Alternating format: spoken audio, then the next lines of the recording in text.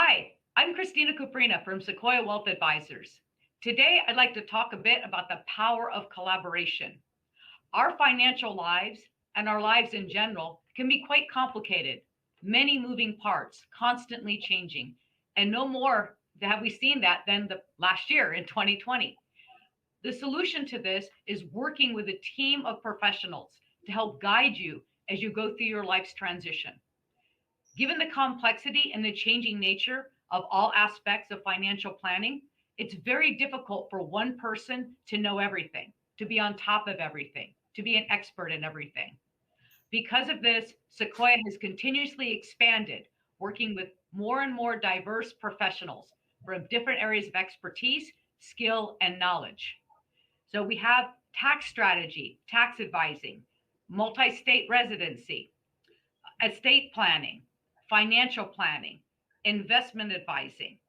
But one area that is really integral to most people's financial plan is their home. Where do you want to live? How do you want to live? And what is the best way to acquire and maintain that now and in the future? Because of this, Sequoia Wealth Advisors is partnering up with All Cal Financial and Jim Black. And I'd like to introduce him to talk a bit about the skills and expertise and capabilities of All Cal Financial and Sequoia's collaboration. Thanks, Christina. Again, I'm Jim Black, and I'm honored to be part of the partnership with Sequoia Wealth Advisors and All Cal Financial, where we create custom home loan solutions to help create wealth in real estate for families.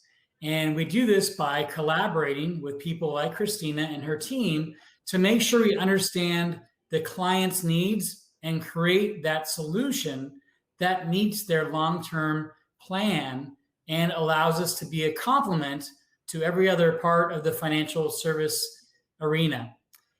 We also know that real estate financing and purchasing a home is probably the largest financial decision in life. So we're honored to be part of this team.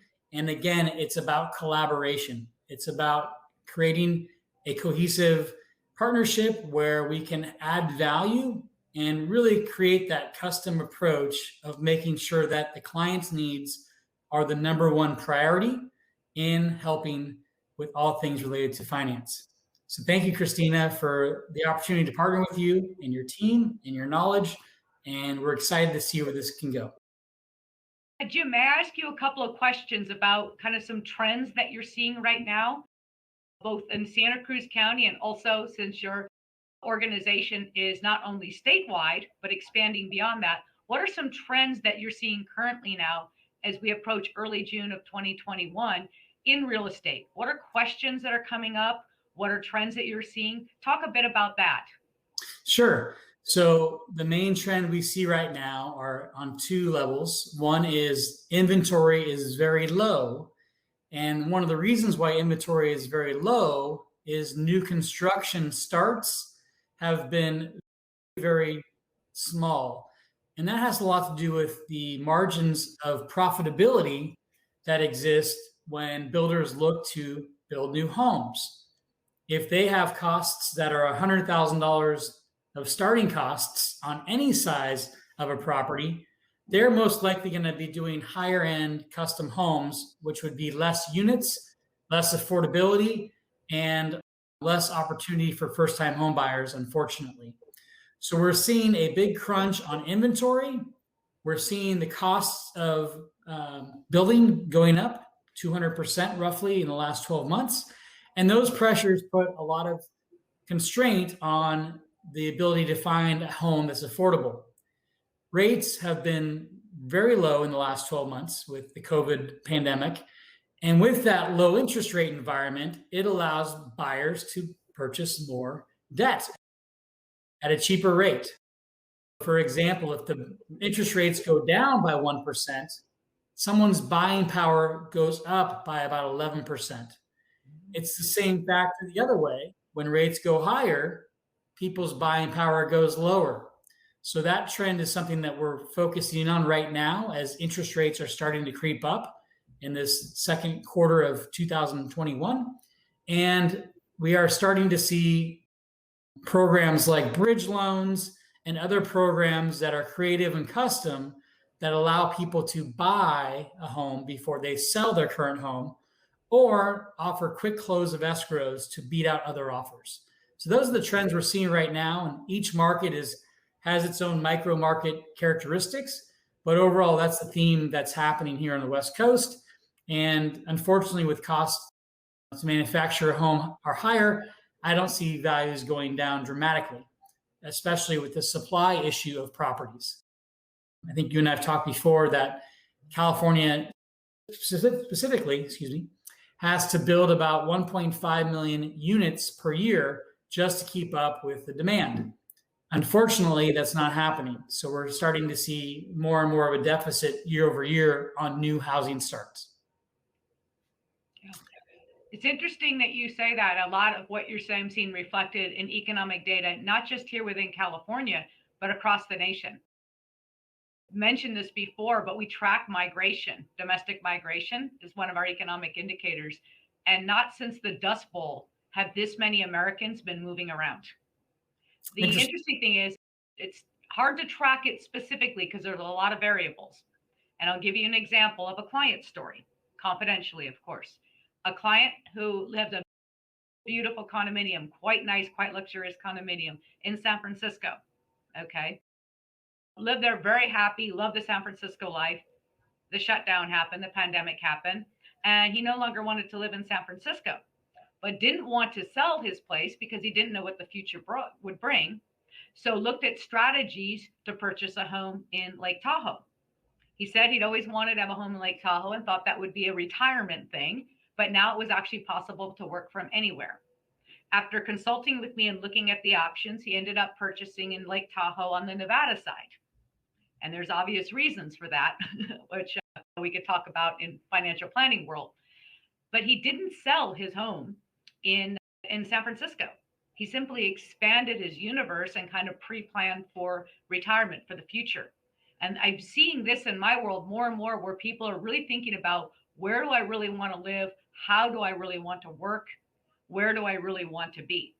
And there's that expansion. So that doesn't look like a migration, even though this person is spending less and less time in California. And we're seeing this more and more. People have really had an opportunity over this last year or so to rethink their lives and what is truly important. And planning around that is very important, because in absence of all of the information, you can't necessarily know what's possible. Is it possible?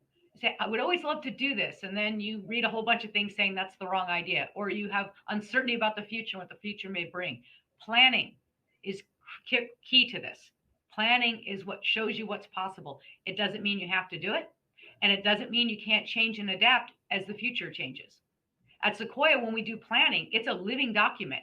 It changes as your life changes. We stay on top of trends and change economically, tax policy, government policy, and the likes, and inform our clients. But our clients also inform us when I want to know if this is possible. Can I do this?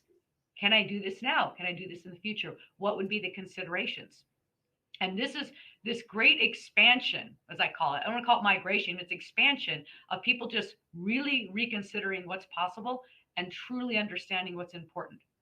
It takes something maybe as significant as what happened in 2020 to shake people's trees and to make them reconsider. But the value of that, to see more and more people exploring their true potential and their true purpose in life, is really exciting time to be doing this type of work. Absolutely. And you have seen, I have several cycles of the economic ups and downs in the last 20 years. And I always find that as long as we have a long-term vision, like you talked about with planning, I like to make sure people have a 10-year horizon on their goals, just to make sure we're identifying the right solution today for that end plan goal. A lot of loan officers in my industry won't do that. They just look at today. And unfortunately, those life events that come up, most people move every 12 to 14 years or have a life event every 10 years. So we want to make sure that we identify those vision challenges that may be coming up down the road, or goals or opportunities, and make sure that we have that right solution now. And sometimes that can mean taking out cash on a property, Sometimes it can mean paying down a loan. Sometimes it can mean selling or continuing to rent. It just depends on that person's specific goals. And that's why I'm excited to partner with you on this opportunity to make sure we're really creating that solution for people's needs. So thank you so much for your time, Christina, and excited I'd to. like to, if I may, bring up one more thing because you touched upon it, and this is something I think will really connect to a lot of people. We can't see our future. All we can do is plan for what our intentions and goals are. So life events happen, some by choice, some unfortunately not by choice.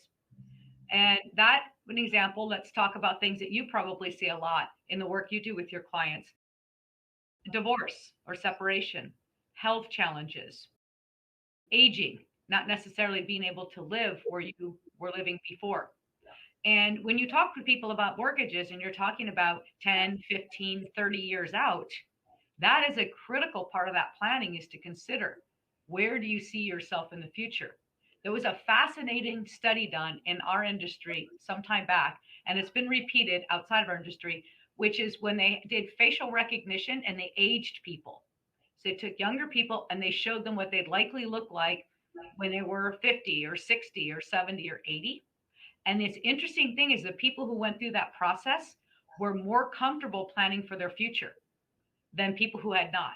Just seeing a facial, your face change to appear how you would when you were older, got people to see that, oh, that is going to happen someday. That is possible. It did make it more real, especially for younger people. And so that, just bringing that up to the forefront, is when you're talking to people about where they're living and when you're deciding on the types of mortgages or financing that's best, do you talk with them about how long do you see yourself living there? Do you connect to them about them and their lives and their plans beyond just what's the best rate? Absolutely. And some people get stuck on, there's a psychological element to finance where people in rates, they want to get the lowest rate no matter what the cost. And a lot of times that's not the best solution, because it's all about the client's time horizon on what they're trying to accomplish. And APR is the annual percentage rate that we all focus in on. But unfortunately, that APR is based on the same 30-year period for everybody.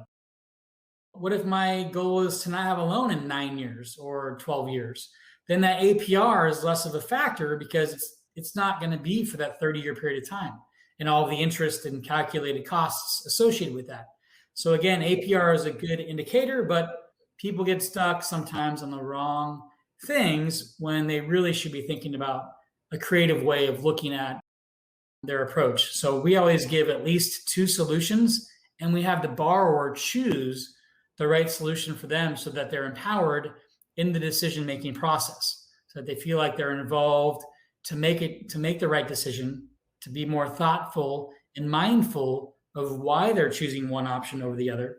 And sometimes the best option is to do nothing, but at least we can go through that process to make sure that they know what options are available today and how those options may affect them in the long run. Yeah. Thank you, Jim. I really want to say how much we greatly appreciate the work you do in our communities. A home, a place you live, or an investment for your future. It's so critically important to get that because you live in it. Your portfolio is great. It grows, it's properly managed, it helps provide for your future, it helps provide security and opportunity, but the home is the place you live. And the more certainty and security and comfort you can give around people getting into their first home, their next home, or their forever home, that's so incredibly important to the quality of life as well as the goals of the financial plan. So thank you so much for the work that you and the team at AllCal do for our clients and for our communities as a whole. Thank you so much.